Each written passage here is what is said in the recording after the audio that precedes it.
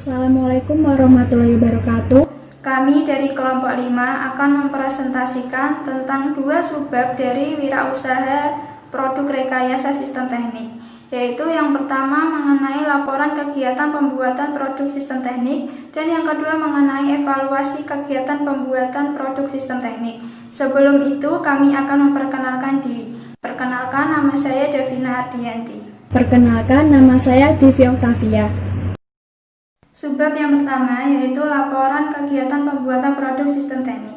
Laporan kegiatan usaha merupakan penyampaian informasi tentang maju mundurnya sebuah perusahaan sehingga tercipta komunikasi antara pihak yang memberi laporan dan pihak yang diberi laporan.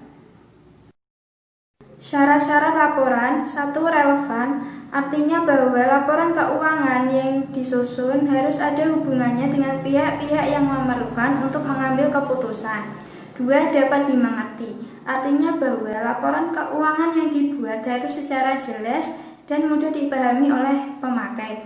Yang ketiga, daya uji, artinya bahwa laporan keuangan yang disusun harus berdasarkan konsep-konsep dasar akuntansi dan prinsip-prinsip akuntansi yang dianut sehingga dapat diuji kebenarannya oleh pihak lain. Yang keempat, netral, artinya bahwa laporan keuangan bersifat umum, objektif, dan tidak memihak pihak pemakai tertentu. 5. Tepat waktu, artinya bahwa laporan keuangan yang dibuat harus tepat pada waktunya.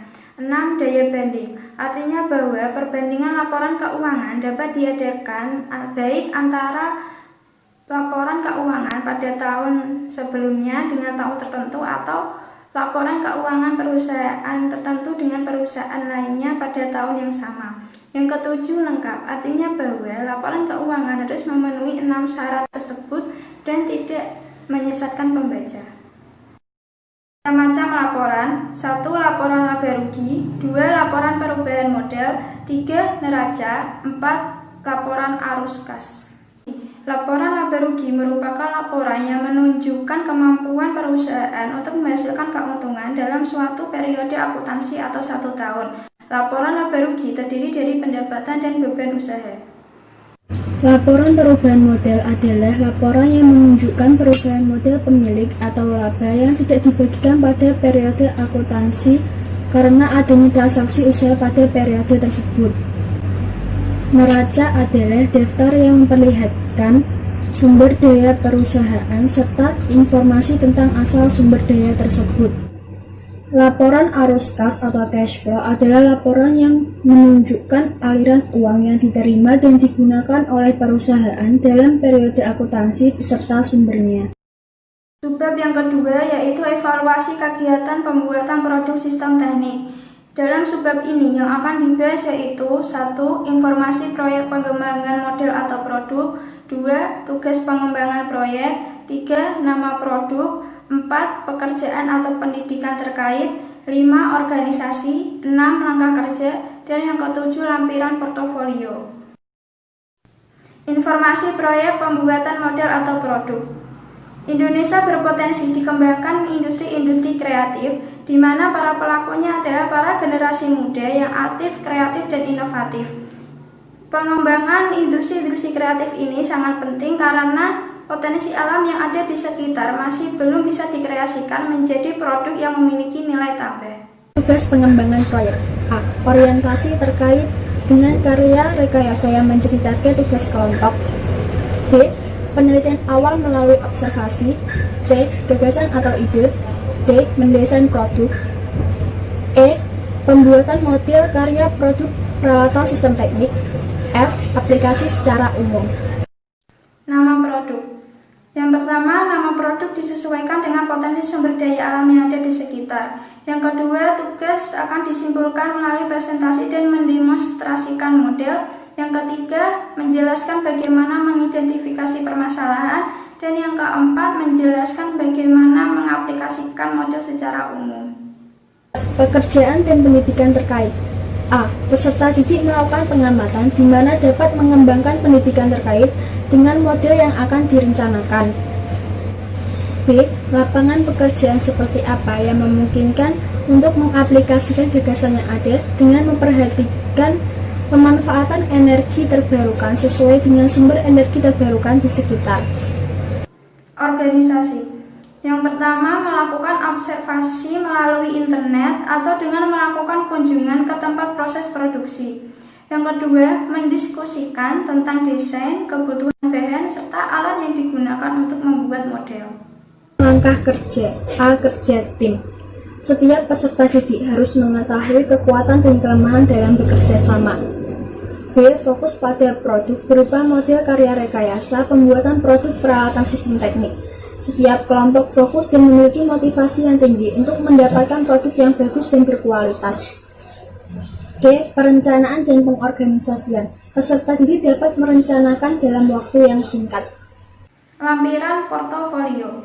Lampiran portofolio terdiri dari 1. Perencanaan, 2. Hasil kerja perorangan, 3. Evaluasi kelompok, 4. Evaluasi dari kelompok lain. Selanjutnya adalah soal-soal mengenai wirausaha produk rekayasa sistem teknik. 1. Indonesia berpotensi dikembangkan industri-industri kreatif, di mana pelakunya adalah A. Para pejabat kaya, B.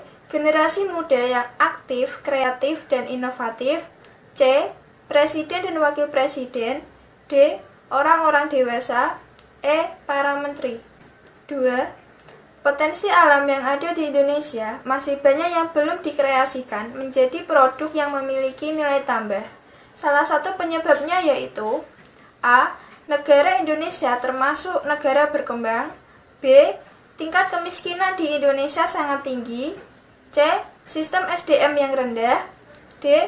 Jumlah penduduk di Indonesia sangat banyak, E. Kurangnya peralatan yang memadai. 3. Yang tidak termasuk langkah-langkah dalam pengembangan proyek adalah A. Orientasi, B. Observasi, C. Gagasan atau ide, D. Aplikasi, E. Evaluasi. 4. Langkah observasi dapat dilakukan lewat internet atau dapat juga dengan A. Melakukan kunjungan ke tempat proses produksi, B. Membuat proposal, C. Melakukan musyawarah mufakat dengan kelompok, D. Membuat model karya produk, E. Melakukan analisa mengenai proses produksi. 5. Yang tidak termasuk lampiran dalam portofolio adalah A. Perencanaan, B. Mendesain produk, C. Hasil kerja perorangan, D. Evaluasi kelompok, E. Evaluasi dari kelompok lain.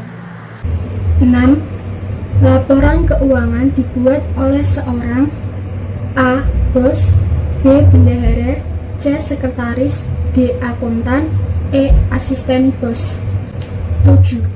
Beberapa laporan keuangan diantaranya kecuali A. Laporan laba rugi, B. Neraca, C. Laporan alur kas, D. Laporan arus kas, E. Laporan perubahan modal. 8. Yang termasuk kelompok pasifa adalah A. Kas dan piutang, B. Kas dan modal, C. Utang dan modal, D. Utang dan piutang, E. Peralatan dan perlengkapan.